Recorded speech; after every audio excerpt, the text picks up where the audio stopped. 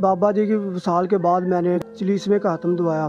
اس کی وجہ سے جو طریقہ نصاب کے چیئرمین تھے انہیں بہت افسوس ہوا کہ یہ بندہ کہیں پہ الیکشن ہی نہ جیت جائے, جس کی وجہ سے وہ میرے باپ کو دھمکیاں دیتے تھے. جب فائرنگ ہوئی ہے ہمیں کوئی پتہ نہیں چلا, جب ہم نے نیچے دیکھا تو ہمارا بھائی گرا پڑا تھا, گود میں لیا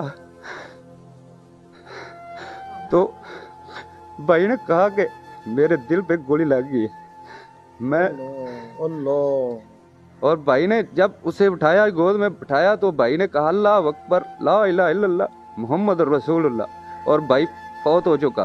السلام علیکم ناظرین, میں ہوں شیخ مسعود اور آپ دیکھ رہے ہیں پاکستان نیشنل ٹی وی. ناظرین, اس وقت میں موجود ہوں قصور کے بالکل قریب ایک چھوٹا سا گاؤں جس کا نام ہے ستو کی, اور ستو کی میں رہنے والے طریقے لبیک کے جن کو چیئرمین کا سیٹ دی گئی ہے, ان کے ساتھ بہت بڑی ناانصافی ہوئی ہے. چند روز پہلے ان کے والد صاحب گھر سے نماز پڑھنے کے لیے گئے جن کو بلا وجہ فائر کر کے قتل کر دیا گیا ہے. عبدالحفیظ صاحب ہمارے درمیان یہاں پہ موجود ہے, ان سے بات کرتے ہیں کہ کیا ماجرا ہوا تھا اور کیوں ان کو بلا وجہ قتل کیا گیا, کیا اس کے پیچھے کیا ہاتھ تھا, اور آئے ان سے مزید بات کرتے ہیں. السلام علیکم. وعلیکم السلام. سر, سب سے پہلے تو بہت افسوس ہوا آپ کے والد صاحب کو کسی نے اتنی بے رحمی سے قتل کر دیا, تو انشاءاللہ ہم کوشش کریں گے کہ آپ کو انصاف ملے. آپ بتائیں کہ یہ واقعہ کیسے ہوا اور کیوں ہوا؟ بابا جی کی وصال کے بعد میں نے چلیسوے کا ختم دعایا. قاری عمران رضوی صاحب آئے اور بہت زیادہ لوگ آئے چلیسوے میں. اس کی وجہ سے جو طریقہ نصاب کے چیئرمین تھے انہیں بہت افسوس ہوا کہ یہ بندہ کہیں پہ الیکشن ہی نہ جیت جائے, جس کی وجہ سے وہ میرے باپ کو دھمکیاں دیتے تھے کہ میں تمہارے بیٹے کو مار دوں گا یا تمہیں مار دوں گا. اور اس سلسلے میں میرے باپ نے مجھ سے بات کی اور وہ دھمکیاں آخر کر لڑائی کی صورت اختیار کر گئی. ٹھیک ہے. اور واقعہ کے ایک دن پہلے 30 تاریخ کو ہفتے کی مطلب 2 بجے ہم ظہر کی نماز پڑھ کے آ رہے تھے اور یہاں پہ چیئرمین کھڑا تھا. اس نے ابو کو بلایا اور گالیاں دینی شروع کر دی, اور ابو نے اسے کہا کہ بھائی آپ آرام سے بولیں, جو بات ہم سے سیدھی کریں, ہم گالیاں نہ نکالیں. اس نے پھر نکالی اور ابو نے پھر اسے آگے سے جواب دیا, اور اس نے اپنے باڈی گارڈ کو کہا کہ اسے گولی مار دو, تاکہ پورا گاؤں یہاں پر موجود تھا. اس نے اس کے سامنے سب کے سامنے اس نے کہا کہ اسے گولی مار دو, اور اس نے گولی نہ ماری. لیکن وہ معاملہ رفع دفع ہو گیا, لوگوں نے چاچو نے چھڑوا دیا اور وہ چلے گیا. ٹھیک ہے. اس سے اگلے دن اس کے بھائی نے صلح کے لیے بلایا ہمیں مسجد میں عصر کی نماز. ابو ابھی لیٹتے ہی ہیں آ کے, تو میں کہہ رہا ابو لیٹ جائیں, آپ سو جائیں, تو بعد میں ہم بات کر لیں گے. نہیں, پہلے بیٹا کوئی مسئلہ نہیں, ہم پہلے صلح کر لیں. وہ انہوں نے کہا پہلے ہم نماز پڑھتے ہیں. نماز پڑھنے کے لیے میرے 4 ابو اور 3 چاچو اور میں بھی تھا, اور بہت سارے یہاں یہ لوگ بھی تھے, ان میں سے بھی بہت زیادہ لوگ تھے. ہم نے نماز پڑھی, اور نماز کی جب اتحیات السلام پھرا نا, اس سے پہلے ہی فائرنگ شروع ہو گئی ہے. اور فائرنگ شروع ہوئی ہے, اور فائرنگ اندھا دھندھی ہوئی ہے, پتہ ہی نہیں چلا ہوا کیا ہے, اور ایک بار رکی ہے. آپ ذرا میرے پاس آ جائے ادھر آ جائے.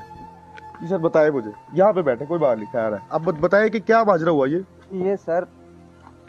جی ہم جو نا نماز پڑھنے کے لیے جو صلح کرانے کے لیے آئے بندے, حافظ نہیں میں اس کا بھائی ہے, اس نے کہا کہ ہم صلح کر لیں. اس وقت سے عصر کی اذان ہونا شروع ہو گئی. بھائی نے کہا کہ پہلے نماز پڑھ لیتے ہیں, بعد میں ہم صلح کی بات کر لیتے ہیں بیٹھ کے. ہم جماعت کے ساتھ نماز پڑھنے لگے. جماعت کھڑی تھی, اتحیات میں بیٹھے تھے, تو فائرنگ ہونا شروع ہو گئی. اس کا بھائی جو نعیم تھا وہ باہر چلا گیا. اس نے فائرنگ یعنی کہ ہمیں کہا کہ آپ یہاں رکیں, میں ان کو رفع دفع کر کے آتا ہوں, آپ یہاں مسجد میں بیٹھے. ہم چاروں بھائی رہ گئے وہاں. ٹھیک ہے جی. جب فائرنگ رک گئی ہے تو ہم باہر نکلنے لگے ہیں. ہم نے جوتے پہن لیے ہیں, ہمارے بھائی ابھی جوتا پہن رہے تھے, تو سامنے دیکھا کہ دونوں بھائی ندیم اور جمیل مسجد کے گیٹ کے اوپر سیڑھیاں بنی ہوتی ہیں ان کے اوپر ہیں. اچھا. جب ہم نے ان کو دیکھا ہے ہم ہکے بکے رہ گئے. ہم یوں سائڈ پہ ہوئے ہیں, انہوں نے فائرنگ کرنا شروع کر دی ہے. اچھا. جب فائرنگ ہوئی ہے ہمیں کوئی پتہ نہیں چلا. جب ہم نے نیچے دیکھا تو ہمارا بھائی گرا پڑا تھا, اور ہمارے بھائی جو بڑے ہیں محمد اشرف, انہوں نے جب اپنے بھائی کو اٹھایا, گود میں لیا,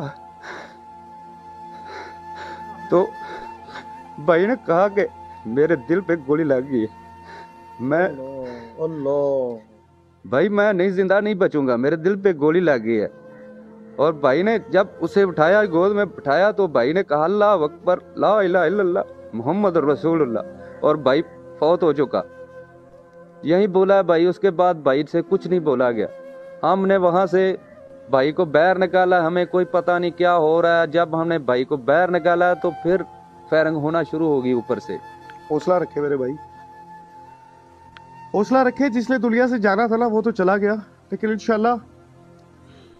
नाज़रीन, आप देख रहे हैं हमारे इस प्रोग्राम को कि क्या इतना बड़ा इनका जुर्म है कि ये पाकिस्तान तरीके लब्बैक में आ गए हैं, इन्होंने लब्बैक का नारा बुलंद किया। मेरा ख्याल है कि इस वक्त किसी के घर में भी ऐसा खौफनाक वाकया पेश आया होगा तो उसके दिल पे तो ऐसे, ये तो एक मामूली सी बात है, रोना तो निकल आता है इंसान का, जाहिर बात है।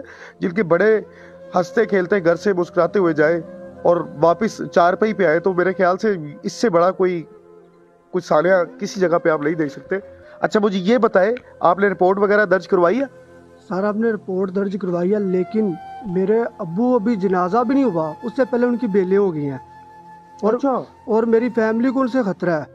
जो बंदा इतनी जी जी गाड़ियों में यहाँ से बार बार गुजर रहे हैं। अच्छा, एक आगे गाड़ी है, एक पीछे है, असला वगैरह भी होता है? असला आगे वो डबल कैबन है, एक पीछे डबल कैबन है, यानी कि असला होता है। यूं यहाँ से थोड़ी दूर मस्जिद है, वहाँ ब्रेक लगा के गप्पे भी लगाते हैं। जबकि हमारे इमरान खान साहब ने तो ये मुहिम जो है इस वक्त खत्म कर दिया है कि असला मुकाओ और डेरेदारी का इल्जाम खत्म कर दिया है, तो फिर ये असला लेके कहाँ फिर रहे हैं? इतने ज्यादा लाइसेंस भी कैंसिल किए गए हैं। सर वो अब थोड़ी देर में अगर यहाँ से गुजरते हैं तो आप खुद ही देख लेंगे वो किस तरह गुजरते हैं। जैसे कोई किसी का प्रोटोकॉल नहीं जा रहा, सीएम का या किसी बड़े आदमी का, या इधर बलोचिस्तान की साइड पे आप चले जाएं तो वहाँ नजायज असला लेकर जो फिरते हैं, उस तरह वो निकलते हैं। वो पीछे भी गन्ने और आगे भी गन्ने, गाड़ी में भी गन्ने, यूं सीधी होती हैं। चले जी, इंशाल्लाह ताला हम कोशिश करेंगे कि आपकी आवाज़ को दूर तक पहुँचाएं। असला जो लोग लेके फिर रहे होते हैं ना, इसको अभी तो हमारी पाकिस्तान की जो इस वक्त पुलिस है ये काफ़ी ज़्यादा तेज़ हो चुकी है, इस चीज़ को ख़त्म कर रही है। लेकिन ये भी नोटिस में आएगी बात इंशाल्लाह कि वो बार बार असला लेके आपके घर के आगे से गुजरते हैं, कि आपको इन चीज़ से खतरा है कि क्या होगा? सर मेरी पूरी फैमिली को खतरा है। अच्छा, कि किसी ना किसी को मतलब धमकी। अबू मेरा जिस दिन फोत हुआ है ना, उस दिन मैं पहले अम्मी को बता के गया कि हमारे बेटे को उसने मार देना है। ये नहीं पता था कि उनको खुद ही उनके साथ सामने हो जाना है। हमारे साथ जो चलते हैं उनको भी धमकियां आती हैं फोन पे कि आप उनके साथ ना चलें, चाहे हमारे सगे चाचा के भाई हैं, फूफी के भाई हैं, उनको भी, जो कजरों को भी धमकियां आती हैं कि उनके साथ क्यों चल रहे हैं। अभी तो हमारा आज तीसरा दिन है कि भाई को दफन किए, अभी से धमकियां आनी शुरू हो। चले जी, इंशाल्लाह ताला इंशाल्लाह आपकी आवाज़ को हम कोशिश करेंगे बहुत दूर तक लेके जाए, और आपको मस्जिद का भी विज़िट करवाऊँगा, और कुछ फुटेज वगैरह मेरे पास है वो अब इंशाल्लाह ऑन स्क्रीन में करूँगा। तो अगर आपको हमारे ये प्रोग्राम अच्छा लगे कि आपने ये सही कदम उठाया, तो हमारे प्रोग्राम को लाइक भी कीजिए, शेयर भी कीजिए और सब्सक्राइब भी कीजिए, क्योंकि हम हक़ की आवाज़ बुलंद करते हैं इंशाल्लाह, और हक़ की आवाज़ बुलंद करते रहेंगे। Thank you. पाकिस्तान जिंदाबाद।